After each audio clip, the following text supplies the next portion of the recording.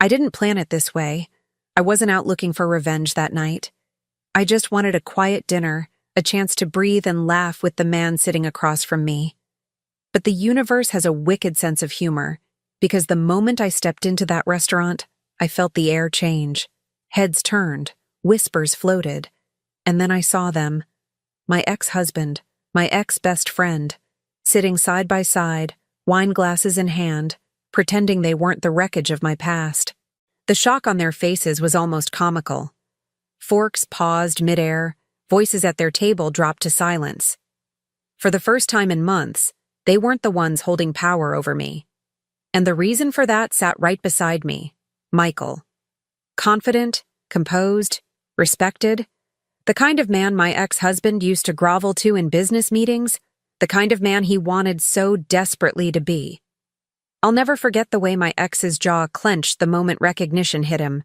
His face drained of color, like he'd just watched his own obituary being read out loud. My ex-best friend, the woman who had called me sister for years before sliding into my husband's bed, froze with a smile half stuck on her lips. It wasn't joy anymore. It was fear. Michael pulled my chair out for me, casual, almost careless, like this was just another evening. But he noticed too. He leaned toward me and whispered, "You didn't tell me your ghosts would be here." His voice was calm, steady. He didn't flinch. "I didn't know," I said, smiling as if nothing in the world could rattle me. Inside, my pulse hammered against my ribs. Not because I wanted them back, God no, but because this was the moment I hadn't even dared to imagine. The tables had turned, and every eye in that room could see it. They tried to act normal. My ex adjusted his cufflinks, cleared his throat, leaned toward her like nothing had happened. But his eyes kept darting back to us. He looked small. And her? She fiddled with her napkin, face flushed, as if she suddenly realized she was sitting across from a mirror of betrayal, and the reflection wasn't flattering anymore. The waiter came, menus in hand, and for a moment the restaurant hummed back to life, but not at their table. Their table was a crime scene. Michael ordered wine, speaking with the confidence of a man who owned the room. I nodded, laughing softly at something he said, my hand resting lightly on his. It wasn't for show. He made me feel steady, seen. But I also knew how it looked from across the room. Every gentle touch, every smile was a dagger twisting deeper into their egos. And then it happened. They stood up. My ex couldn't resist. He walked toward us, dragging her with him, as if confronting me in public was going to salvage whatever shred of dignity he thought he had left. "Amanda," he said, his voice sharp but cracking at the edges. "I didn't expect to see you here." I tilted my head, looked him up and down like he was a stranger I'd forgotten. "Why would you?" He flinched. Just that little shift in his expression gave me all the satisfaction I needed.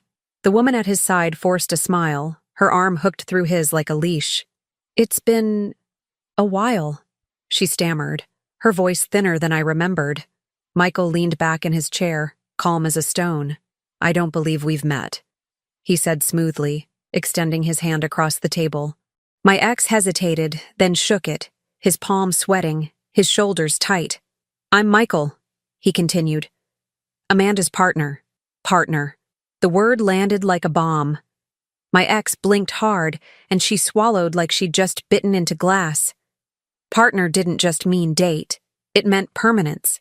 It meant foundation. It meant everything they'd once told themselves I'd never have without them. I smiled then, a slow, deliberate smile. "Yes," I said, locking eyes with my ex. "My partner. He's been wonderful." Silence stretched. For a moment, I thought they'd both collapse right there. Their act stripped bare in the middle of a crowded restaurant. Whispers picked up again, quiet and sharp, people piecing together the drama unfolding at two tables too close together. My ex tried to cover his panic with arrogance. "Well, I suppose everyone moves on," he muttered, his voice too loud, too brittle. I leaned forward, my tone low, steady. "Some of us move on, others just move down." The words hit him harder than any slap I'd given months before. His face darkened, His mouth opened like he wanted to argue, but nothing came out. She tugged on his arm, her eyes begging him to sit back down before they embarrassed themselves further. And that was it. They retreated, two ghosts slipping back into their corner, leaving me exactly where I belonged, not in their shadows, not under their control, but in the light of my own freedom. Michael poured me another glass of wine, his hand brushing mine, steadying me without words. And as I lifted the glass to my lips, I caught their reflection in the window behind him. Pale, silent, broken. They had once taken everything from me. My marriage, my trust, my dignity. But that night in that restaurant, they realized something terrifying. I was back, and I wasn't theirs to destroy anymore. People always assume the pain starts the moment you find out about the affair. They're wrong. The pain starts long before that. In all the little ways you convince yourself that love is supposed to hurt a little, that sacrifice is just part of being a good wife. I met him when I was 23. He was charming, ambitious, the kind of man who could talk anyone into anything. Back then, that confidence looked like strength to me. I thought it meant he'd carry us through anything. What I didn't realize was that I would end up being the one carrying him. While he chased his career in Tampa's real estate scene, I built the foundation. I worked 2 jobs while he studied for his broker's license. When he wanted to start his own firm, I dipped into the inheritance my parents left me, money I swore I'd save for my daughter's future. I told myself it was our future. The business took off, and with it, his ego. Suddenly, the man who used to bring me takeout after my late shifts was showing up at networking galas without me, calling it client-facing optics. I'd sit at home with our daughter, packing school lunches and folding laundry, convincing myself it was fine, that my sacrifices were noble, that the late nights and missed calls weren't warning signs, but proof of how hard he was working for us. Looking back, the signs were neon red. The sudden changes in his wardrobe, the gym memberships he never invited me to join, the business trips that somehow required him to leave his wedding ring at home. And then there was her, my best friend. We'd known each other since college. She was the one who held my hand when my mother passed, the one who showed up with wine and ice cream after every argument I had with him. She was at every holiday table, every birthday, every milestone. She was family. Or so I thought. I remember the first time I noticed something off. It was at a barbecue in our backyard. She laughed a little too hard at his jokes, touched his arm a little too often. I brushed it off. She was my best friend, for God's sake. What kind of woman betrays her own sister in spirit like that? But deep down, a part of me knew. And I buried it, because the truth was too ugly to face. Years passed in that uneasy rhythm. I kept giving. He kept taking. She kept circling closer. And I told myself the same lies every betrayed woman whispers in the dark. He loves me. He wouldn't. She wouldn't. We're stronger than that. Then came his birthday. The night it all exploded. I'd spent weeks planning the party, booked the venue, ordered the cake, invited the people who had supported him from the start. I wanted it to be a celebration of how far we'd come, proof that all those years of sacrifice had been worth it. But instead of gratitude, I got humiliation. I watched as he pulled her close, too close, in front of everyone. I heard the whispers ripple through the crowd before I even saw it with my own eyes. And then I heard him, my husband, the man I built my life around, leaning into her ear and calling her baby. I'll never forget the sound. Not just the word, but the gasp it drew from the people standing nearby. That was the moment everything I'd ignored came crashing down. When I confronted him, he didn't deny it. He didn't even flinch. He just smirked, like I was the fool for being the last one to figure it out. And she? She stood there, eyes wide, lips trembling, but not with guilt. With pride. As if stealing my husband was some kind of prize. I slapped him. Hard. The sound echoed across the room, silencing the whispers. And then I walked out, head high, heart shattered, vowing that they would never see me broken again.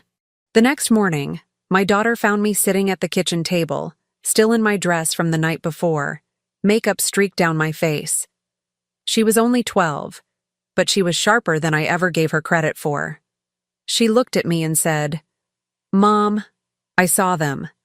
I know what they did. Please don't let him get away with it."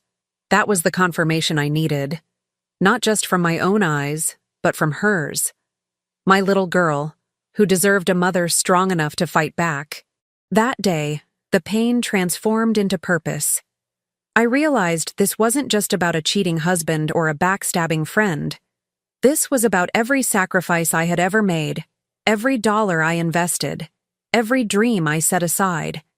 It was about my daughter's future, my dignity, my life. They thought they'd broken me. But all they did was wake me up. And once I woke up, there was no going back. The morning after my daughter's words, I stopped crying. Just like that. The tears had run dry, replaced by something sharper, colder. I looked in the mirror and barely recognized myself, but for the first time in years, I didn't feel weak. I felt dangerous. The first thing I did was call my bank. Every joint account, every credit line, every card he had access to, frozen. I still had my inheritance accounts in my name only, money he couldn't touch. I made sure of that years ago. That money was now my war chest. His lifestyle, his mistress, his fancy suits. All of it ran on the credit I provided. Cutting it off was like pulling the plug on life support. Next, I called a lawyer. Not just any lawyer. I wanted the kind who scared men like him, someone who could dismantle everything he thought he owned. By noon, I had an appointment scheduled, and by the end of the week, my legal strategy was mapped out. Divorce wasn't just about leaving him anymore. It was about making sure he crawled out of it with nothing. I packed quietly. Not in shame, but with precision. I filled boxes with my clothes, my daughter's things, the essentials that were ours and ours alone. Every piece of jewelry my parents left me went into a locked case. Every important document was scanned, copied, and tucked away. He wouldn't get the chance to lose anything in the chaos. By the second night, the house felt like a battlefield I was abandoning. I left his suits hanging in the closet, his cufflinks scattered across the dresser, his cologne bottles lined up like trophies of a man who thought he couldn't be replaced. Let him come home to the emptiness. Let him feel the absence of me in every corner. His shock came quicker than I expected. I got the first call while sitting in the lawyer's office, signing papers to secure temporary custody. His voice was strained, panicked. "Amanda, what the hell is going on? My card just got declined. Are you trying to embarrass me?" I didn't answer. I just let him stew in silence until he snapped, "This is childish. You can't just—" Click. I hung up. It was intoxicating, that silence. For years I'd listened to him rant and spin lies, begging myself to believe them. But now I held the power, and I didn't owe him a single explanation. That night, I moved into a rental I'd found the same day I froze the accounts. It wasn't glamorous, but it was mine. The walls didn't carry his voice, the bed didn't smell like his cologne, and for the first time in forever, I slept without wondering who he was really texting. Every step was calculated, every move deliberate. I wasn't just leaving him. I was building a life where he didn't exist. And with every signature, every box carried out the door, every unanswered call, I could feel the scales tipping. He thought betrayal made me weak. He had no idea betrayal was the very thing that turned me into his worst nightmare. And this was only the beginning. It didn't take long for the ripple effects to start. By the end of that first week, his world was wobbling on its axis. The calls came in waves. First angry, then desperate, then almost pitiful. "Amanda, you don't understand. I've got deals on the line. Clients are waiting. Just give me access for a few days." No. The answer was no. Always no. He wasn't used to hearing that word from me. For years, I'd bent myself into knots to make his life easier. Now, every refusal was a knife in his ego. I heard from mutual friends before I even needed to ask. He'd tried taking his mistress to a luxury boutique. Card declined. Tried to book a hotel suite for a business meeting. Card declined. Tried to wine and dine new investors at a steakhouse. Card declined. Word spread quickly in his circle. And in that industry, reputation is currency. Once you look weak, the sharks start circling. And she? My so-called best friend? She wasn't faring much better. It turned out, playing house with a married man who suddenly couldn't pay for her designer habits wasn't quite the fairy tale she'd imagined. People started whispering about her at her job, too. Someone leaked texts she'd sent bragging about upgrading from me. In the court of public opinion, she was already losing. I didn't need to lift a finger. Their own choices were rotting them from the inside out. Meanwhile, I focused on my daughter. She saw me moving differently, not just existing, but fighting back. One night, while we sat on the couch eating pizza from the box, she looked at me and said, "You seem lighter." She was right. For the first time in years, I wasn't carrying him anymore.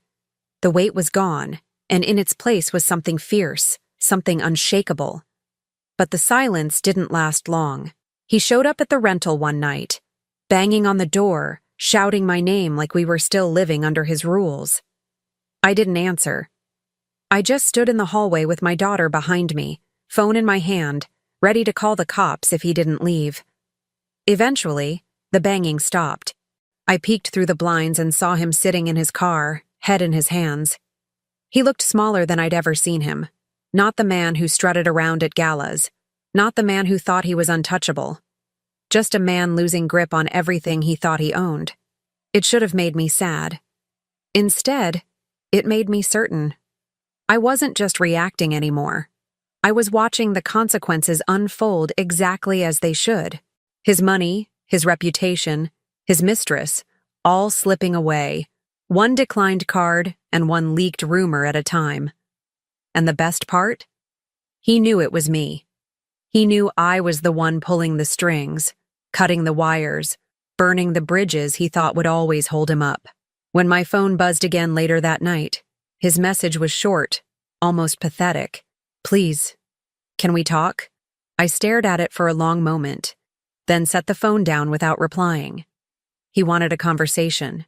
What he needed was a lesson. And I was just getting started. I thought ignoring his calls would starve him of oxygen. Instead, it only made him more reckless. By the second month, he was circling me like a wounded animal, desperate to regain control. Which is why I wasn't surprised when I walked into that restaurant with my daughter and found him waiting there. It wasn't chance. He'd picked the place. One of those glossy Tampa steakhouses where everyone goes to be seen. And of course, he wasn't alone. She was there too, perched beside him in a dress that looked borrowed, makeup layered on too thick, as if she could paint over the cracks in her reputation. The moment I stepped inside, silence rolled through the dining room. People knew the story by now. Tampa isn't a big city when it comes to gossip. Whispers spread fast. The cheating, the frozen accounts, the mistress losing her shine. I could feel eyes on me, waiting to see how I'd handle this ambush. I didn't flinch. I guided my daughter to the table we'd reserved and sat down like nothing was wrong. But of course, he couldn't leave it alone. Within minutes, he was on his feet, striding across the room like he still owned me. "Amanda," he said, too loudly, his voice trying to project authority that wasn't there anymore. "We need to talk." I looked up at him, calm, steady. "We don't." Gasps fluttered around the room. He wasn't used to being dismissed, especially not in public. His jaw tightened. "You've made your point with the money, but this..." He waved at me, at the rental house he'd probably stalked, at the life I was rebuilding. "This isn't you. You belong with me." The audacity almost made me laugh. He really thought he could erase everything with a speech in front of strangers. My daughter shifted uncomfortably beside me, but I placed a hand on hers, steadying her. Then I stood. My heels clicked against the tile, every sound sharp enough to cut. I faced him, inches away, so everyone could hear me clearly. "I don't belong to anyone. I said. My voice didn't rise. It didn't need to. Silence spread like a wave across the restaurant. Even the waiters froze. His mistress joined him, clutching his arm like a drowning woman clinging to driftwood. "Amanda, please," she said, her tone dripping with fake sweetness. "Don't make a scene." That was rich. The woman who'd helped humiliate me at his birthday party wanted to avoid a scene? I smiled then, a slow, deliberate smile that made her grip his arm tighter. "You made the scene the night you decided my marriage was disposable," I said. "You both did. But let's be honest here. He was disposable. You just recycled the trash I took out." The room erupted in whispers. Someone near the bar actually clapped before catching themselves. His face went red, his mouth opening and closing like he was searching for a comeback. But there was nothing. I turned, ready to walk away, but paused just long enough to deliver the line that would stick with him forever. "You thought I'd be the woman crying in the dark while you flaunted your affair. Look around, sweetheart. I'm the one standing tall. You're the punchline." That was it. That was the nail in his coffin.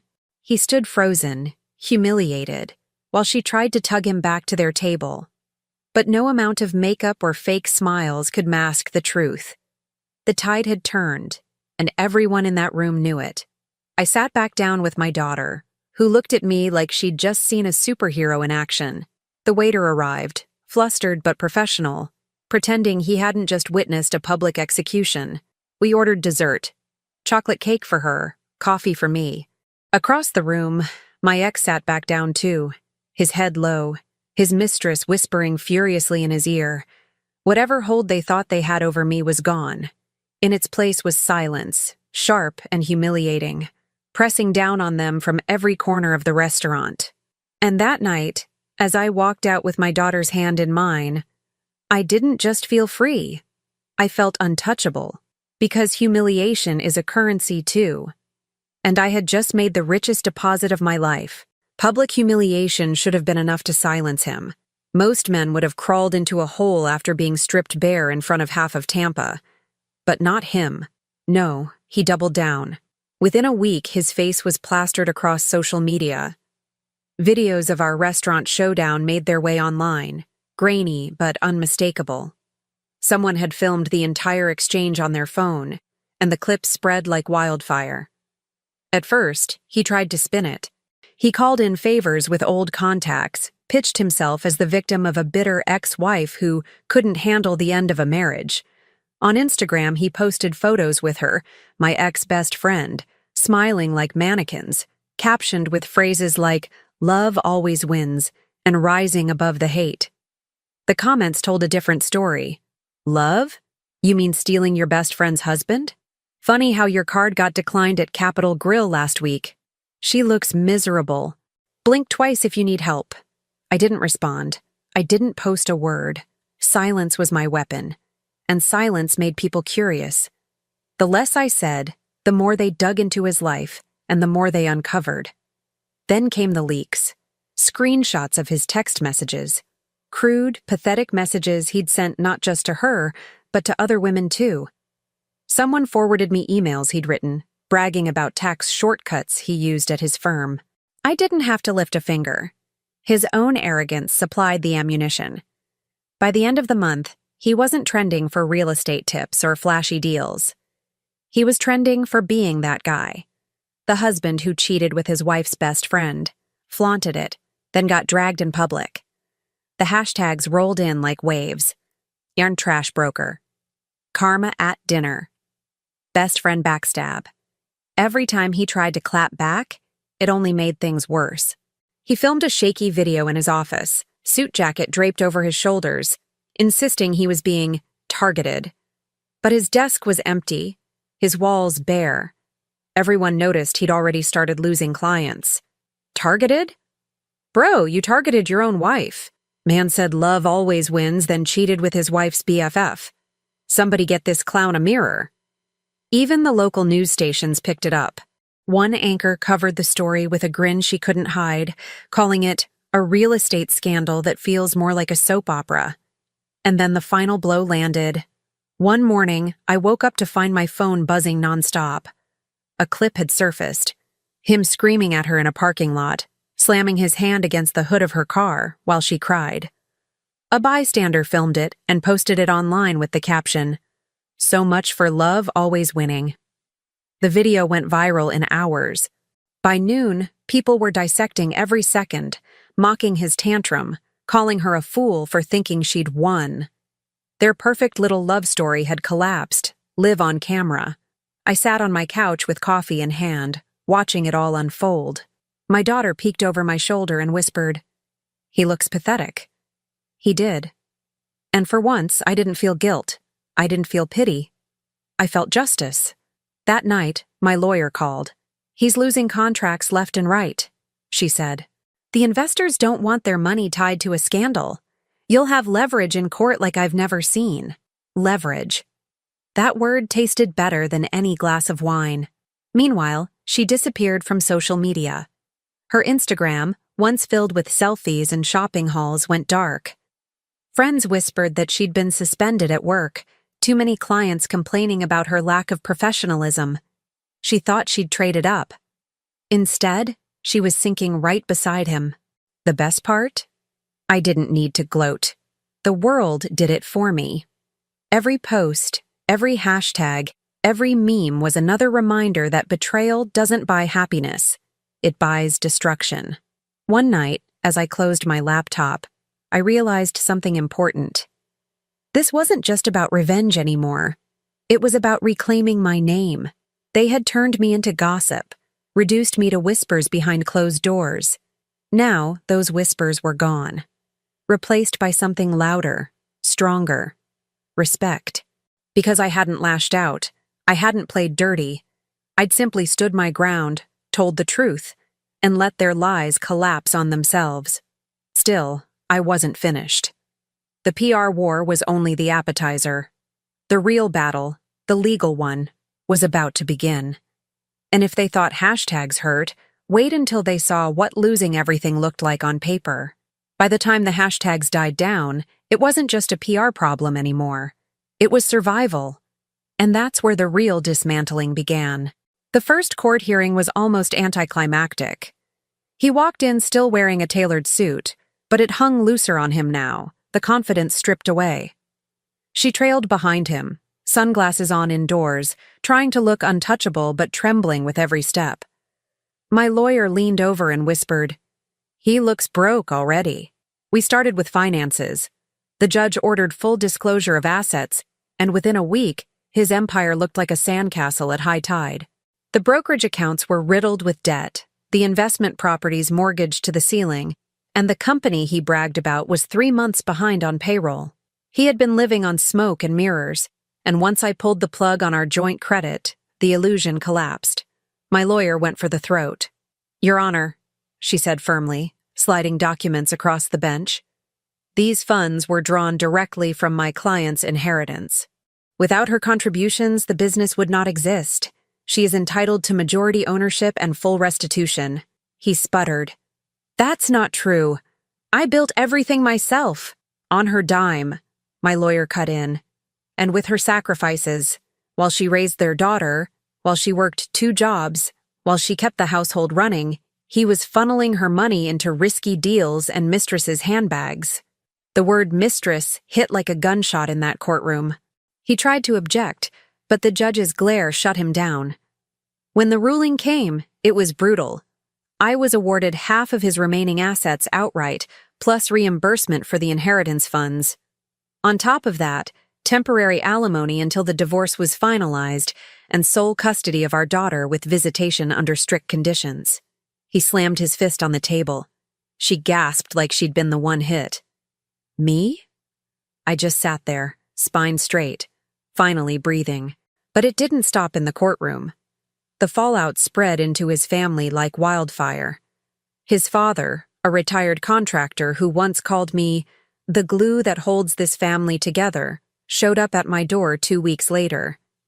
He looked tired, older than I remembered. "Amanda," he said, voice rough, "I'm sorry. I raised him better than this. I don't recognize the man he's become. I let him in, He sat at my kitchen table, the same table where his son used to sit, and admitted he was cutting ties. He's poisoned everything. The business deals, the family gatherings. Even his own brother won't speak to him anymore. I'm done cleaning up his messes. That admission was more satisfying than any legal win. Because it wasn't just money he was losing. It was legacy. Meanwhile, she unraveled fast. Without his money flowing, her lifestyle shriveled. I heard through mutual acquaintances that she'd been evicted from her condo after missing 2 months of rent. She started showing up to his court dates looking gaunt, her once perfect nails chipped, hair unkept. The Instagram queen had gone dark, and when she did reappear, it was in bitter, defensive posts no one believed. My lawyer advised me not to engage. I didn't. I didn't need to. They were imploding without my help. The custody battle was the nail in his coffin. He strutted into court claiming he was a devoted father, but my attorney came prepared. Bank records showed he hadn't paid a dime toward our daughter's expenses in months. Witnesses testified about nights he ditched her for business trips. And then came the viral video, the one of him screaming in the parking lot, slamming his hand against her car. The judge played it in the courtroom. The sound echoed through the chamber. "Is this the environment you believe is healthy for your child?"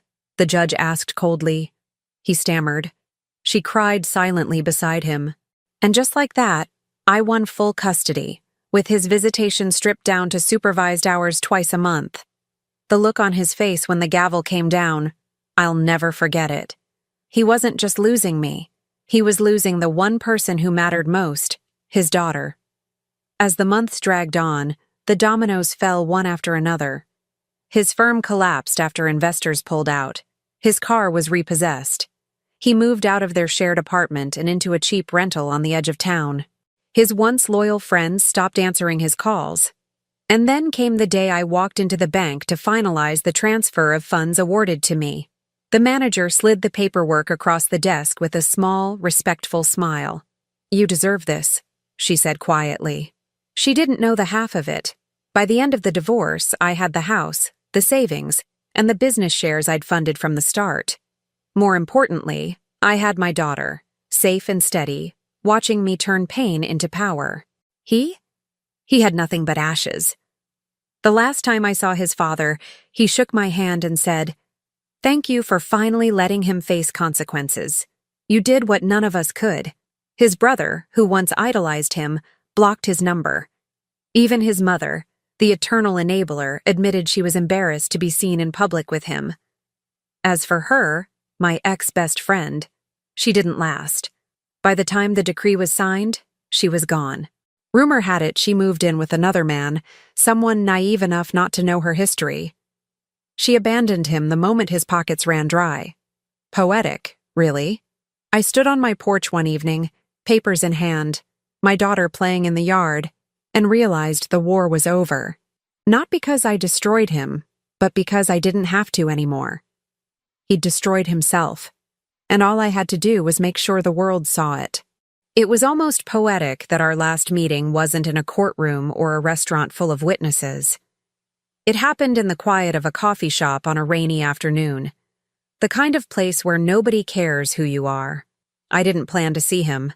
I was there early, waiting for a colleague, sipping on a latte when the bell above the door jingled. And there he was, my ex-husband. Only this time, he didn't look like the man I once married. His suit was wrinkled, the color fading at the edges. His hair, once meticulously styled, had thinned and grayed at the temples. And his eyes, hollow, restless, darted around the cafe until they landed on me. For a moment, he froze. Then, with a deep breath, he walked over. "Amanda," he said quietly, almost respectfully. "Can I sit?" I could have told him no. Could have reminded him he had no place in my life anymore. But something in his expression, desperation, maybe even regret, made me gesture toward the empty chair. He sat down slowly, as if the act itself cost him strength. We sat in silence for a long moment. The clinking of mugs, the hiss of the espresso machine, the chatter of strangers. It all filled the air between us. Finally, he spoke. "I've lost everything. His voice cracked on the last word. The business, the house, my family, even her. She left. I didn't flinch. You sound surprised. His jaw tightened, but there was no fight left in him. I didn't think it would end like this. I thought maybe we could talk. Maybe you could forgive me. Forgive. The word landed heavy. For years, I had begged him to be honest, to respect me, to protect what we built. He had chosen betrayal, arrogance, cruelty. And now, with nothing left, he wanted forgiveness? You think forgiveness is going to fix this? I asked, my voice low, steady. You humiliated me. You gutted our marriage. You used me. And when you were caught, you mocked me in front of everyone. Forgiveness doesn't undo any of that. He swallowed hard, eyes glistening. I know I don't deserve it, but I can't stop thinking about what I did to you, to our daughter. I hate myself. For the first time in years, I believed him. He did hate himself, but it wasn't enough. Hate wouldn't rebuild the trust he burned to ashes. Hate wouldn't give back the years I sacrificed, or the tears my daughter cried. Hate wouldn't erase the fact that he had been the architect of his own downfall. You wanted power, I said softly. You wanted to be admired, respected, untouchable. And look at you now. Alone, broke, abandoned. You built your own destruction brick by brick, and you made sure I watched every step of it. His lip trembled. Amanda, please. I leaned forward, cutting him off. No, you don't get to beg now. You don't get to ask for my kindness when you never gave me yours. For the first time, he didn't argue. He just sat there, eyes shining, tears threatening to spill but never quite falling. A man hollowed out by his own choices. I stood, sliding my chair back slowly, deliberately. He looked up at me with that same desperation, like a drowning man reaching for a hand that would never come. You want one last thing from me? I said, my voice firm, final. Here it is. You're the architect of your own destruction, and I won't be here to watch the rubble anymore. His face crumpled. He opened his mouth, but no sound came out. I didn't wait. I picked up my bag, walked to the counter to pay for my coffee, and left him sitting there in the wreckage of his own making. The rain had slowed outside, the air cool and clean. As I stepped onto the sidewalk, I felt lighter than I ever had before. Not because I'd destroyed him, but because I no longer carried him. For years, he had been the center of my world, my husband, my betrayer, my enemy. Now he was just another man in a coffee shop, begging for scraps of forgiveness he'd never earn. And me? I was free. A year can change everything. I used to think healing was some dramatic process, like one day I'd wake up and all the scars would be gone. But that's not how it works. Healing came in small, steady steps. Mornings where I made coffee without thinking about him. Afternoons where my daughter and I laughed so hard we cried. Evenings where silence felt like peace instead of punishment. The house was mine now. I remodeled it, stripped it of every trace of him. The walls that once echoed with arguments now glowed with warmth. My daughter helped paint her room in the brightest shade of teal she could find, and I let her because it wasn't about perfection anymore. It was about freedom. I rebuilt my career too. For years I had been his wife, the woman behind his success. But when people saw me rise after the divorce, they realized I wasn't just a shadow. I was the foundation. I started consulting, advising smaller firms on how to avoid the traps he'd fallen into. The irony wasn't lost on me. I was profiting off the very skills he underestimated, and I was damn good at it. My daughter thrived alongside me. She carried herself with more confidence now. Her shoulders no longer slumped under the weight of secrets she never should have had to keep. She knew the truth, but she also knew strength. One night, she told me, "Mom, you showed me what not to accept. I'll never let anyone treat me like he treated you." That was the kind of inheritance money couldn't buy. And then came the dinner. It wasn't planned as revenge. It wasn't even planned at all.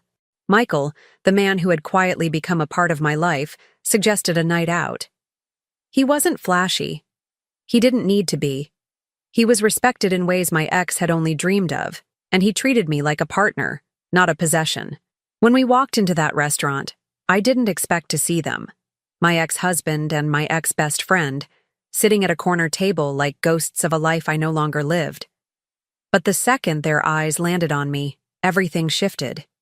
They froze. It wasn't just because I looked different, though I did, stronger, brighter, alive. No, it was because of who was beside me. Michael wasn't just any man. He was someone my ex had once groveled to, someone he envied, someone untouchable. And now he was with me. I didn't have to say a word. My ex's face told the story. Regret, humiliation, disbelief. She shifted in her seat, eyes wide, as if realizing in real time just how far she had fallen. Michael pulled out my chair, calm and confident, and I sat with a smile. Not for them, not for the crowd, for myself. Because in that moment, I wasn't Amanda the betrayed wife. I wasn't Amanda the abandoned friend. I was Amanda, whole and free. The whispers started around us, just like they had at his birthday party a year earlier. Only this time, the whispers weren't about my humiliation. They were about theirs. They had tried to destroy me, but I rebuilt. And I rebuilt so well that when fate put us in the same room again, I didn't need to gloat, didn't need to lash out. My existence was the victory. I caught my ex's eye once, just once. He looked away first, and that was enough. Later that night, as Michael drove us home and my daughter texted me from her friend's house, I leaned back in my seat and let out a breath I hadn't realized I was holding. It was over. Truly over. Not because they'd lost, though they had. Not because I'd won, though I had. But because I no longer cared. Their downfall wasn't my story anymore. My story was freedom, growth, love, and strength. My story was the life I built after betrayal. And as I closed my eyes that night, I thought of one simple truth. Betrayal had tried to break me, but in the end, it freed me. Thanks so much for watching my story. I'd love to hear your thoughts, or if you've ever been through something similar, share it in the comments below. And don't forget to hit the like button and subscribe so you don't miss the next one.